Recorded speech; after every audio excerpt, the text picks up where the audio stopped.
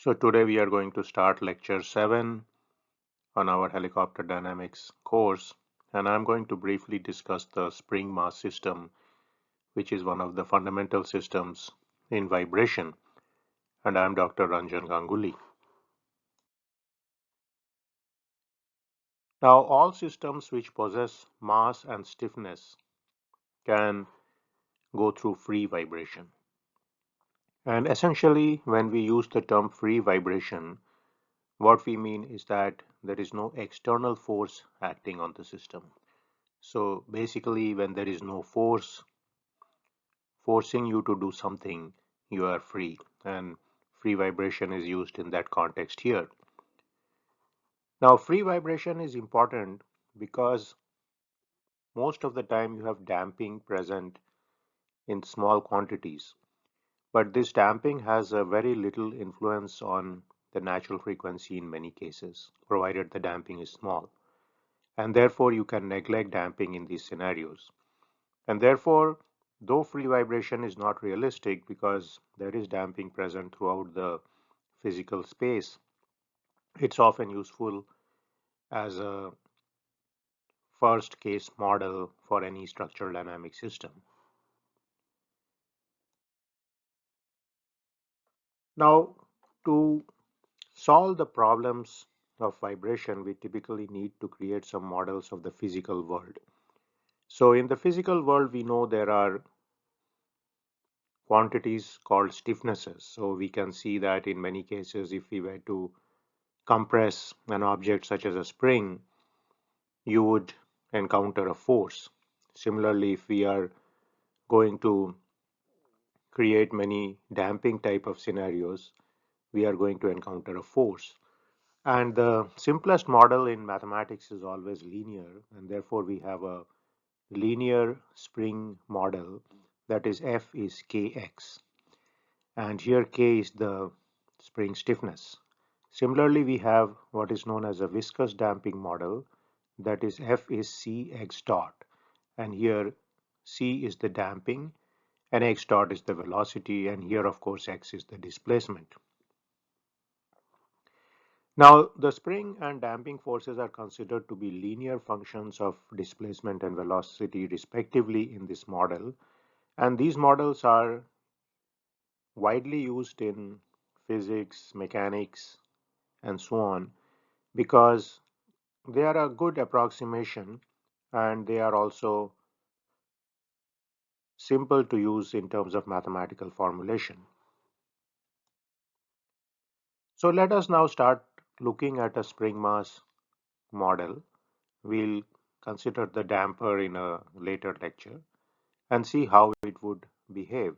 So let's say we have a mass suspended by a spring as shown here. The mass has value m, so this could be in kg, and then the stiffness of this spring is k, and of course we assume the spring is massless here.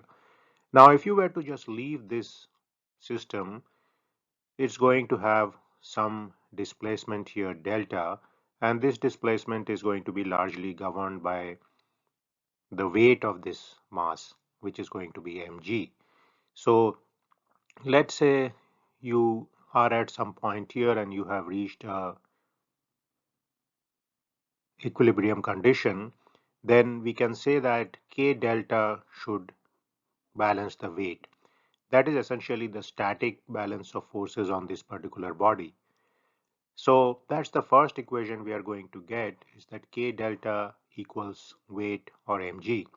Now if we were to pull this mass from here by a displacement x, that's from the dotted line, then this mass is going to come here, and because of the presence of the spring, it's going to try to go back.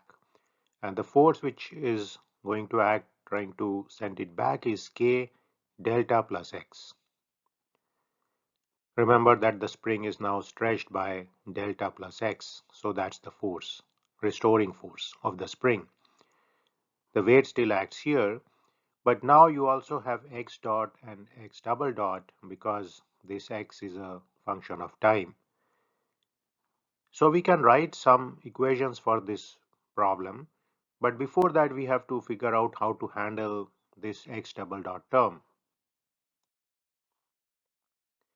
So typically what is done is that you have this restoring force k delta plus x, you have w, you also have x. So we create a force mx double dot which acts in a direction which is reverse of x. So if x acts here, mx double dot acts here. And by doing that, we can essentially convert this problem into a static problem. So we can write that this force mx double dot plus k delta plus x is equal to w. So this force mx double dot acts in a reverse direction to the displacement or the acceleration. So now armed with this physical theory and insight, we can now write the governing equations of motion for this particular body. So like I discussed before, the mass moves by a small amount delta due to the weight. So the static equation is k delta is w is mg. We pull the mass further by amount x. We get this equation here, which I showed in the last slide. Now in this equation, k delta and w cancel. And that's how the weight essentially cancels out in the simple spring mass system suspended vertically. And this is a favorite question of many people in interview situations as to why don't we include the weight in the equations of motion. So you can always show this calculation there.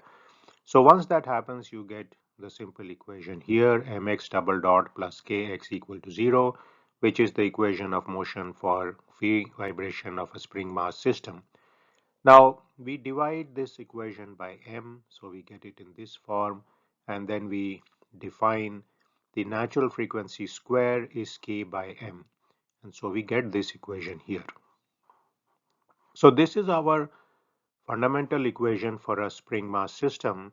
And many of you will see that this also is a simple harmonic motion because I could write x double dot is negative of natural frequency square into x, which would be simple harmonic motion. Now this is a simple equation, a linear differential equation, and to solve it we can presume a solution of this form which has a sine and a cosine component. Now we are also going to take a derivative of this because we are going to need to calculate a and b, and for that we need some conditions. So again, remember, this is a presumption here which is typically valid for equations of this kind, which you will recall from your basic mathematics or calculus courses.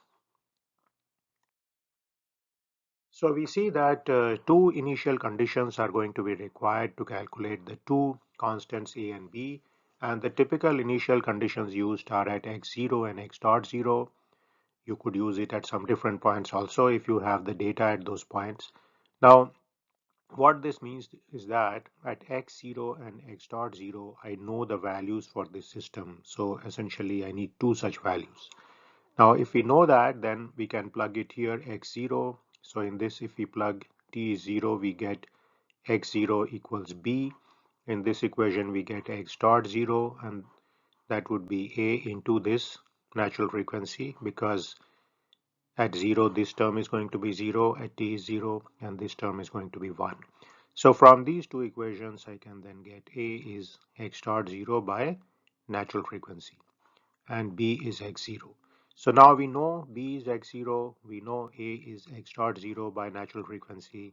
So I will write these and get the final solution.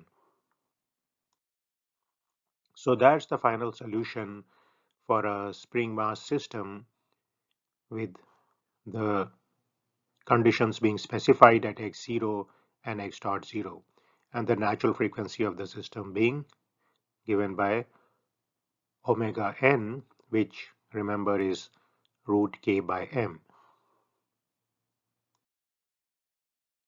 Now, several things we can extract from this definition of natural frequency. We can clearly see that because this is a typical simple harmonic motion, Your natural frequency into tau is going to be 2 pi, and therefore I can write tau or the period in this form. The frequency is 1 by tau, so it is 1 by 2 by root k by m. Now we refer to both f and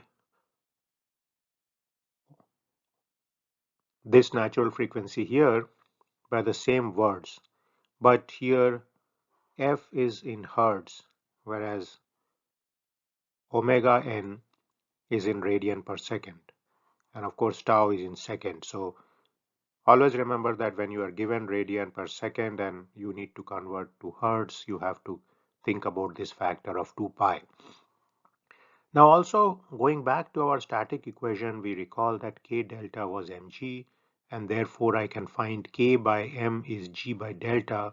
From that I can get the frequency of this spring mass system in this form, and also you can clearly see that tau would be 1 by this expression, and that would also be there in terms of g and delta.